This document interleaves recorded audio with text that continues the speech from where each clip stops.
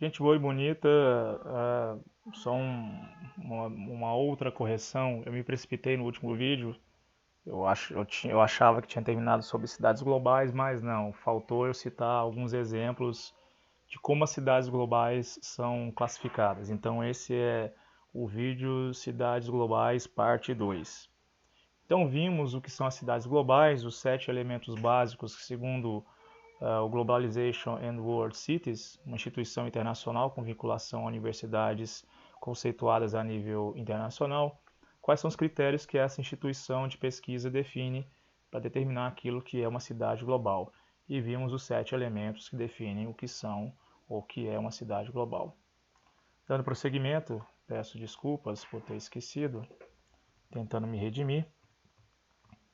Vejamos alguns exemplos de cidades globais e como elas são classificadas. Pois bem,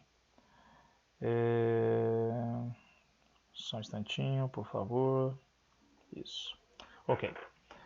As cidades globais, de acordo com World and... Nossa, desculpa. Vamos dar um lápis lá. Globalization and World Cities. Instituição internacional vinculada a universidades que estuda sobre cidades globais. Essa instituição definiu como critério três grupos para classificar cidades globais, e esse grupo se ramifica em subdivisões.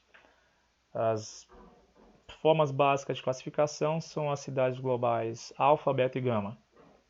E dentro da classificação alfa tem alfa mais, alfa simples e alfa menos. Depois vem beta.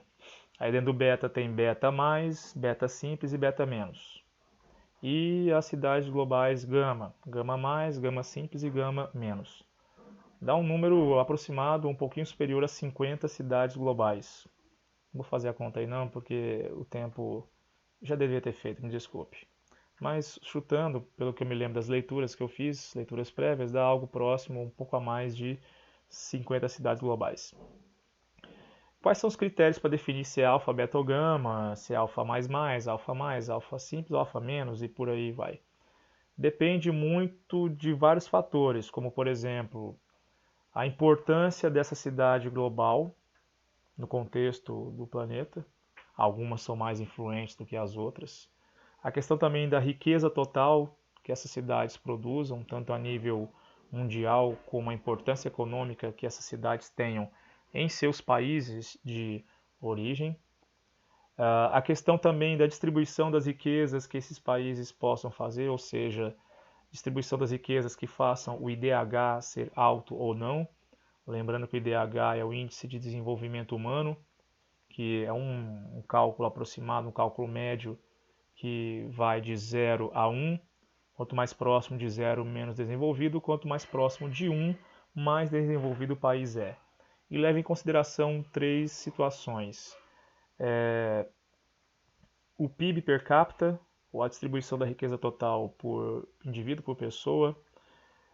A expectativa de vida, ou a qualidade de vida que as pessoas tenham que as façam viver mais. E também o nível de escolarização.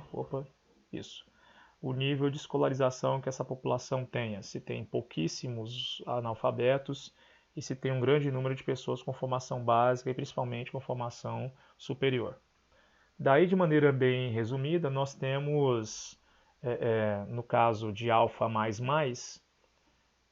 temos somente 2 cidades globais classificadas como alfa ou seja, Londres, capital da Inglaterra e também da Confederação do Reino Unido, e Nova York, que é um dos polos econômicos dos Estados Unidos, e digamos que seja a capital econômica do mundo, ou seja, a própria sede do capitalismo mundial.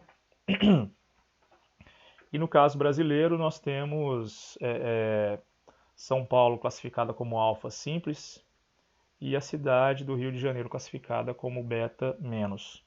Lembrando quais são os elementos que são usados para classificar essas cidades, ou seja, o volume total de riquezas que essa cidade tem a nível mundial e o volume total de riquezas e sua influência que a cidade tenha no contexto nacional onde esteja. E também como esse conjunto total de riquezas a nível mundial e nacional influencia na própria dinâmica econômica interna e influencia no desenvolvimento interno, evidenciado pelo IDH, pelo Índice de Desenvolvimento Humano, que vai de 0 a 1. Quanto mais próximo de 0, menos desenvolvido, quanto mais próximo de 1, mais desenvolvido. No caso, levando em consideração a distribuição de renda por pessoa, ou PIB per capita, a expectativa de vida, que revela que se a qualidade de vida das pessoas é boa ou não, se for boa elas vivem mais, se for ruim elas vivem menos, e também os níveis de escolarização não somente básica, a básica tem que ser ótima, porém ela deve se refletir inclusive na formação superior, que deve ser excelente. E essas cidades globais têm todas essas características, algumas mais e outras menos. Aquelas que têm mais estão mais altas no ranking, ou seja, mais ou na parte do alfa mais. E aquelas com menos desenvolvimento ou com mais problemas estão nas categorias mais baixas ou nas categorias intermediárias. Pois bem, dessa vez realmente terminamos a parte das cidades globais. Na próxima aula, aí sim, veremos sobre as megalópolis que têm relação, como eu tinha dito antes, e repito, com as cidades globais. Pois bem, daqui a pouco voltamos.